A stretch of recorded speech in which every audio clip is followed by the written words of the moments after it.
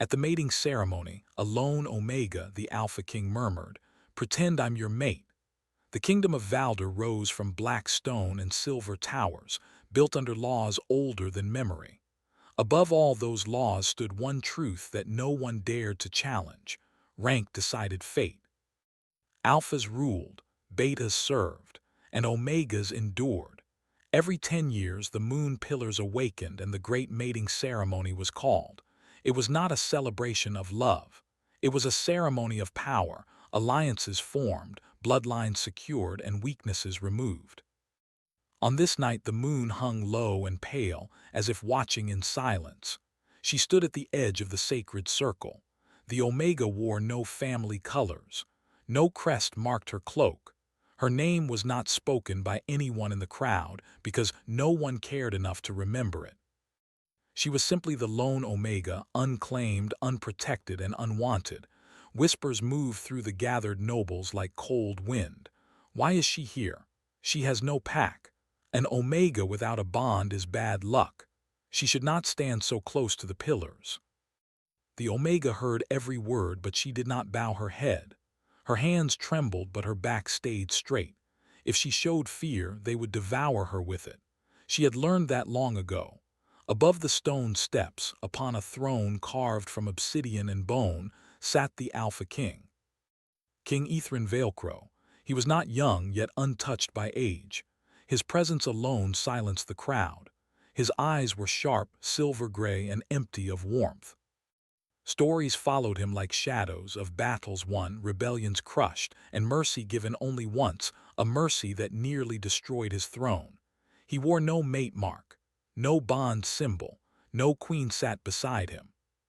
The Alpha King had ruled alone for 7 winters, and Valder feared him for it. As the ceremony began, Alpha heirs stepped forward one by one, choosing mates to strengthen their packs. Each choice was met with cheers, applause, and approval from the court. The Omega remained where she was, unchosen, unseen, until the High Seer's voice echoed through the stone chamber. "Is there any soul left unclaimed?" Silence followed, too heavy, too sharp. Every eye turned toward the lone Omega. The crowd shifted, uneasy. Tradition allowed no Omega to leave the ceremony unbound. An unclaimed Omega was considered a danger to balance, an error that must be corrected. The High Seer's gaze hardened. "Step forward," he commanded. The Omega obeyed. Her feet felt like stone as she entered the center of the circle. Moonlight poured down, washing her pale cloak in silver. She felt exposed, stripped of all protection. The seer raised his staff. "By ancient law," he declared, "an Omega without claim shall be surrendered to the crown until their fate is decided." That fate was never kind. The Omega closed her eyes. She did not cry. She had cried enough in her life. Then a sound cut through the chamber. The slow scrape of stone. The Alpha King stood. Gasps rippled through the court. No one remembered the last time King Ethrin had risen during a ceremony. He descended the steps with calm, measured steps, his cloak trailing behind him like a shadow given form. He stopped beside the Omega. Up close, his presence was overwhelming. Power pressed the air from her lungs. She kept her eyes lowered, refusing to beg. The king leaned down, his voice low enough that only she could hear. "Pretend I'm your mate." Her breath caught. She looked up before she could stop herself. His expression did not change. No kindness, no cruelty, only command and something else she could not name. "What?" she whispered.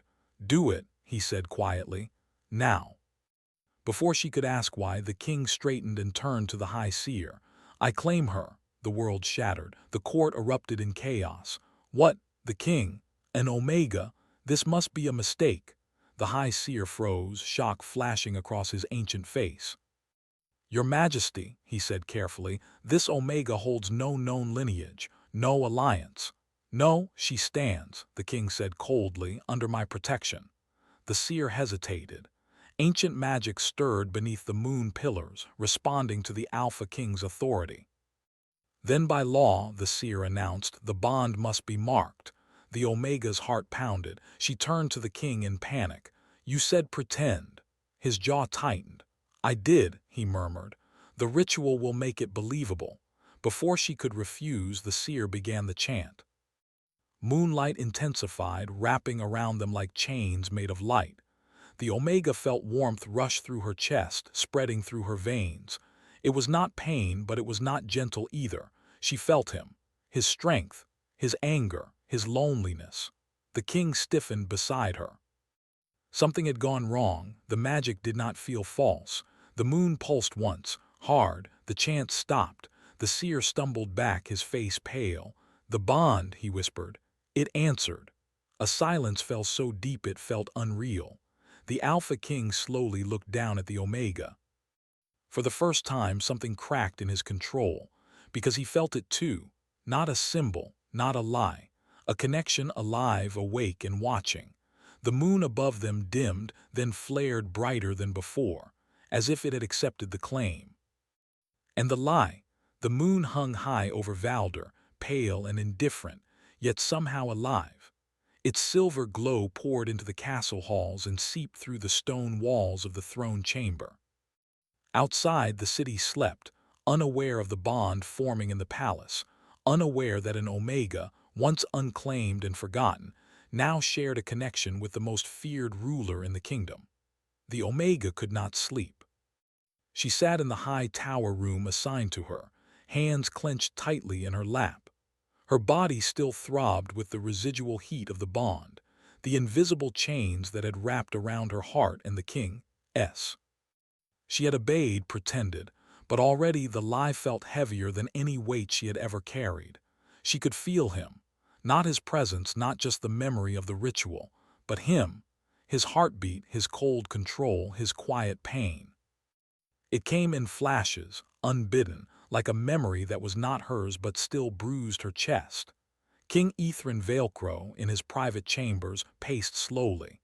His mind was a storm of thoughts he could not name. He had meant to claim her as a shield, a temporary move to silence the court, to prevent embarrassment at the ceremony. But the bond had awakened something strange, something unexpected. He felt her fear, yes, but also her strength. Strength that made him ache in a way he had not felt since the death of his former mate. He had told himself this was only a pretense, nothing more, nothing could come of it. Yet he found himself listening to the empty spaces, imagining her next to him, hearing her small breaths, sensing her heartbeat. And worse, he wondered if she felt it too. The next morning, the court gathered again. Word of the king's unprecedented act spread faster than wildfire. Courtiers whispered behind fans and collars, their eyes sharp, suspicious, fearful. An Omega, the Alpha King claimed an Omega. It is unheard of. Is it a new alliance or a trick? Does he intend to break the bond after the festival or keep her? The Omega entered the throne chamber with measured steps, keeping her head low. Her heart raced as every pair of eyes tracked her. She had never felt so exposed, so small, and yet strange courage rose within her. She was no one's pawn, she reminded herself. Not anymore. The Alpha King sat on his throne, his gaze fixed on her even before she reached the center. A hush fell. His presence was enough to still the whispers. Every word, every motion, every breath in the room belonged to him. He spoke only once, low and commanding, yet the words cut through the tension like steel. "Remain where you are." No one dared move. The court murmured, uneasy under the king's control, but no one spoke against him. That night she slept fitfully. She dreamed of him. Not the cold, distant king, but the man beneath the crown, a man shaped by sorrow, betrayal, and rage. In her dreams, he walked through silver forests under the moonlight, his hand outstretched to her. She wanted to step closer but found her feet rooted to the soil. Every attempt to reach him ended in pain, a sharp, sudden ache that pulsed through her chest. And yet she was drawn to him. At the same time, he too dreamed, though he would never admit it aloud. He saw her in his mind's eye, the Omega who had once been invisible, now impossible to ignore. He felt the echo of her heartbeat, her small acts of courage, the quiet defiance in her posture. The bond, meant to be temporary, had begun to reshape him, bending the walls of his heart that had been built to keep love away. He woke with a start, hand hovering over the edge of his bed, as though reaching for something he could not name. The bond had other consequences. By the third day, whispers of magic and curses began to circulate in the court. Rumors spread that the moon pillars themselves had responded to the ritual, that the Alpha King's claim could not be undone, not even by him. The High Seer met with the king privately, voice low and trembling. "Your Majesty," he said, "the bond is no longer a lie. The magic recognizes it as truth. To break it forcibly could bring harm to both of you, perhaps death." Ethrin's jaw tightened. "Then it will remain temporary," he said coldly. "We will endure this charade until the end of the festival, nothing more." The seer looked doubtful. "The magic it may have awakened. Some forces cannot be ignored. It may demand honesty, not pretense." A chill passed through the king, though he did not speak it aloud. The Omega noticed it too. Strange moments where she could sense his anger, his fear, his sorrow. The first time it happened, she gasped, clutching at her chest. It was as though someone had whispered directly into her mind. She had seen pain in his eyes, though he had tried to hide it. "Do you feel that?" she asked one evening quietly when she found him walking alone in the palace garden. He stopped, eyes narrowing. "Feel what?" "The him, you, the pain, it isn't mine, yet I feel it." His expression hardened. "You will not speak of it." But she did not move away. She did not bow. Instead, she held his gaze steadily. The courage in her voice surprised him. More than that, it unsettled him. No one had ever looked at him like that, without fear, without flattery, without weakness. Weeks passed, and the court noticed a change in the Alpha King. He remained cold and commanding, yet small acts betrayed his new awareness of her presence. He allowed her near the council chambers. He did not strike away those who insulted her as swiftly as before. His control over the court seemed distracted, and the Omega noticed the change too. She had once believed him untouchable, unreachable, untamed. Now she saw cracks in the armor of his authority, not weakness but humanness. One night, as moonlight spilled into the garden, she approached him. "You pretend I am your mate," she said softly. "But is it only pretense, or do you feel it too?" He did not answer immediately. He did not move closer. Instead, he let the silence stretch between them like a blade. Then finally he spoke. "It is inconvenient." "Only inconvenient," she whispered.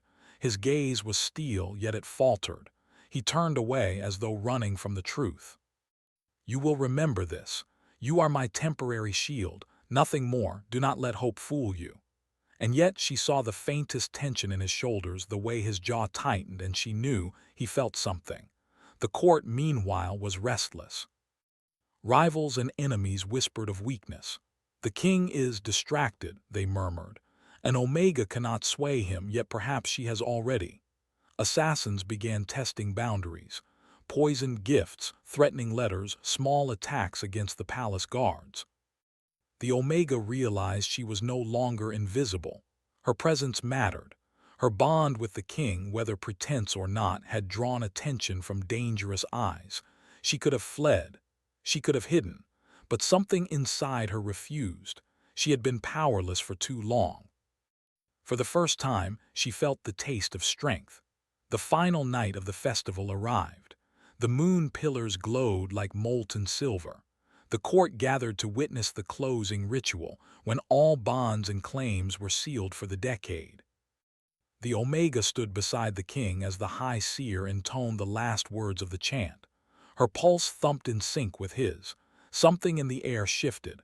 Not a lie, not pretense. Truth began to tremble between them. The wind whispered through the pillars. It carried warnings. It carried promise. The High Seer paused mid-chant, eyes wide, staff trembling. "Impossible," he whispered.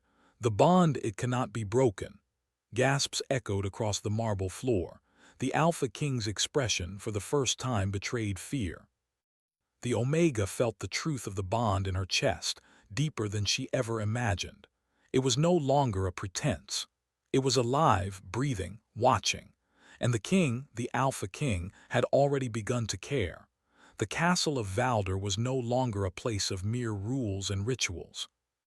It had become a labyrinth of whispers, glances, and shadows. Every step the Omega took was watched. Every word she spoke weighed by unseen eyes. She had become more than an unclaimed soul. She had become a symbol of mystery, of courage, and of the impossible, a bond with the Alpha King himself. Yet, despite her growing confidence, the weight of the bond pressed on her chest like iron.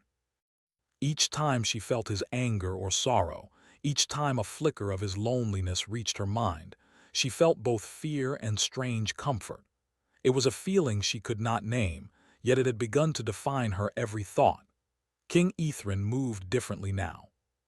Where he once walked with the precision of a blade, he now faltered just enough to reveal the tension beneath.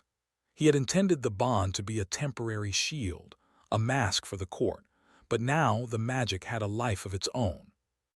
It connected them, whispered truths they were not ready to speak aloud, and neither could ignore it. The Omega had begun to learn the rhythms of the king's moods. In council, she noticed the way his hand twitched when anger simmered beneath his calm voice, the way his eyes softened when he spoke of the kingdom's struggles. She saw glimpses of a man buried under armor, someone who had loved and lost, someone who had trusted once and been betrayed. One evening, the king summoned her to the high tower gardens. The moon shone brightly, casting silver patterns across the black marble. The air smelled of night jasmine, sharp and sweet.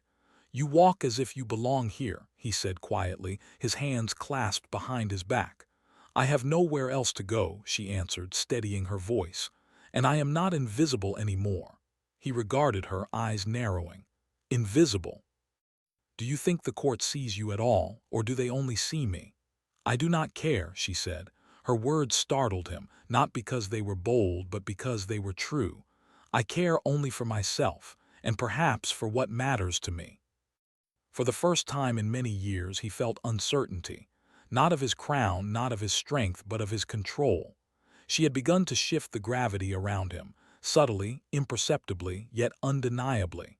The court grew restless. Some whispered of alliances, some of curses, and some of rebellion. There were those who hoped to use the Omega as a pawn. Others feared the Alpha King had been weakened by her presence. One night, the Omega overheard a secret meeting in the castle halls. "They cannot be allowed to remain bonded," whispered a noble. "If the king's heart softens, our chance to rule may be lost. The Omega must be removed." Her stomach clenched. She had expected envy, fear, and suspicion, but she had not expected threats to her life. Every shadow now seemed dangerous.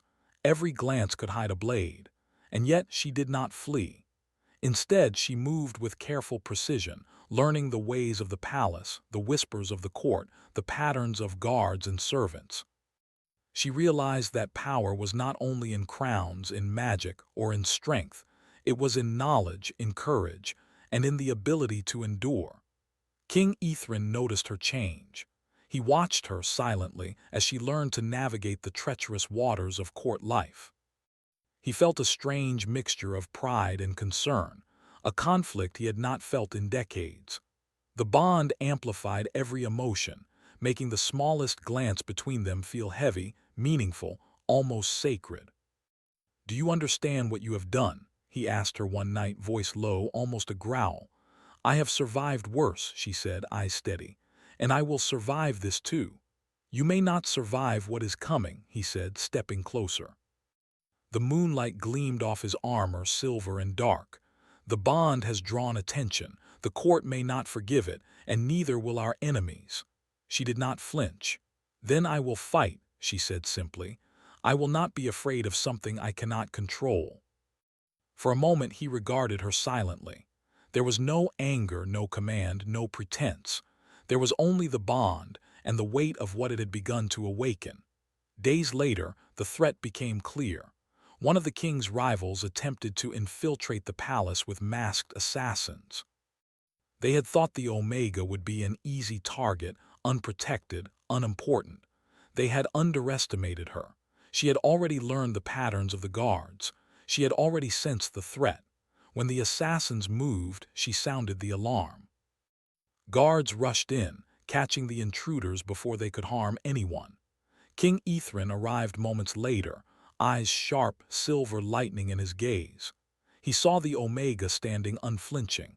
The threat ended not by him, but by her courage and foresight.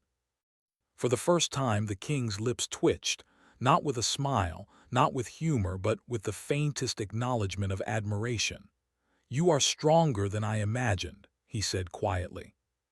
"And you are not invincible," she replied, her voice calm, measured, yet charged with the bond that connected them. The words hung in the air. Both of them knew the truth. Strength alone did not protect them. The bond was not just magical, it was emotional. It was trust, it was connection, and it was danger. The night of the rebellion came quietly. Rumors of uprising in the borderlands had reached the palace. The Alpha King prepared his warriors, his mind split between duty and the Omega, whose presence he could no longer ignore. She asked to go with him. He had wanted to refuse, wanted to shield her, but the bond pulled him toward her. It would not let him push her away. "You cannot," he said, though his voice betrayed his desire. "I can," she said, "and I will. The bond is mine as well." For a fleeting moment, he hesitated. He wanted to refuse. He wanted to protect her, to keep her safe in the castle, away from the dangers of war. But he could not. He had already felt the pull of the bond. He had already felt what it meant to care. And so he nodded.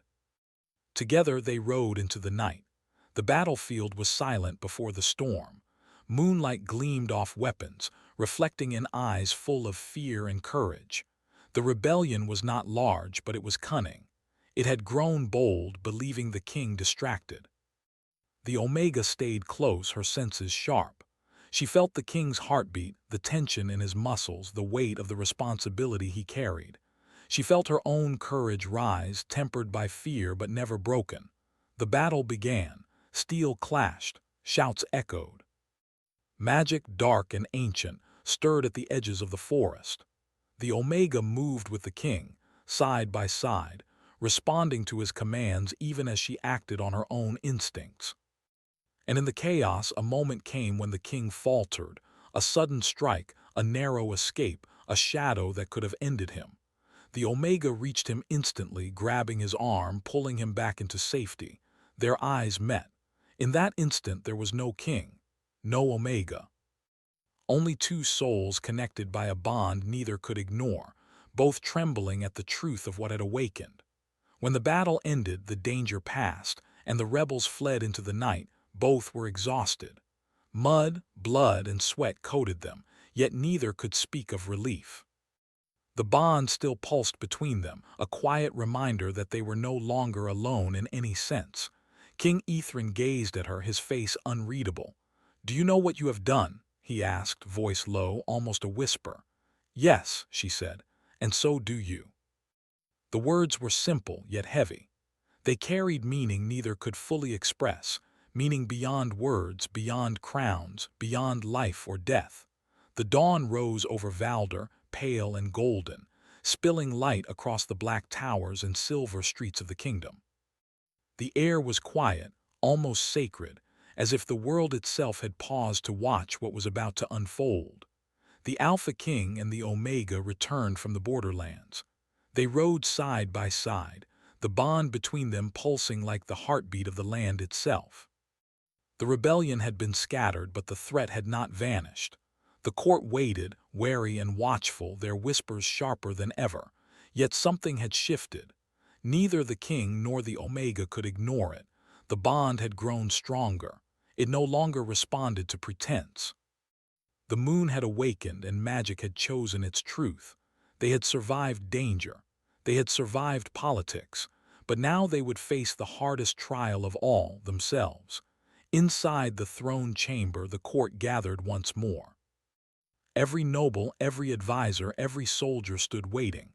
They watched the Omega closely, curious, suspicious, calculating. The king stepped forward, tall and commanding as always, though a quiet tension softened his authority. "The bond cannot be broken," he announced. His voice echoed through the chamber, steady and unyielding. It has chosen truth, and truth is stronger than fear, stronger than law, stronger than ambition. Whispers rose, quickly hushed by the weight of his presence. No one dared interrupt him.